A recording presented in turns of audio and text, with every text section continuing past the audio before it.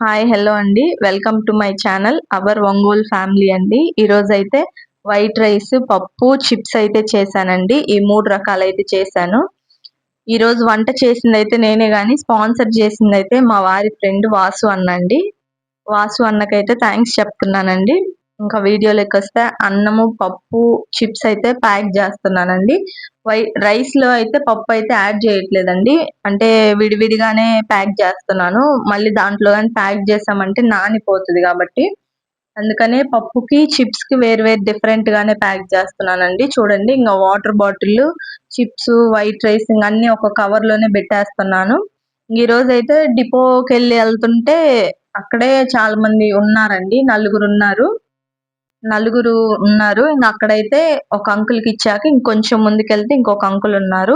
ఆ అంకుల్ కి కూడా ఇచ్చేసానండి. ఈ రోజు అయితే నలుగురికే ఇస్తున్నానండి. ఇంకా ఇంకొంచెం ముందుకెళ్తే ఇంకొక ఆంటీ ఉన్నారండి. ఆ ఆంటీకి కూడా ఇచ్చేసి డిపోలో ఇంకొక ఆంటీ ఉన్నారు. ఆ ఆంటీకి అయితే కాళ్ళు లేవు. ఆంటీకి అయితే మా తోడుకోడలు ఇచ్చేసింది. నేనైతే మళ్ళీ అయితే థ్యాంక్స్ చెప్తున్నానండి వాసు అన్నకి. ఈరోజు ప్రొవైడ్ చేసింది అయితే వాసు అన్న. మీకు ఈ వీడియో నచ్చినట్లయితే లైక్ చేయండి, షేర్ చేయండి, నా ఛానల్ని సబ్స్క్రైబ్ చేసుకోండి. మళ్ళీ మీ ముందుకైతే మరొక వీడియోతో కలుసుకుందాం. Thank you friends.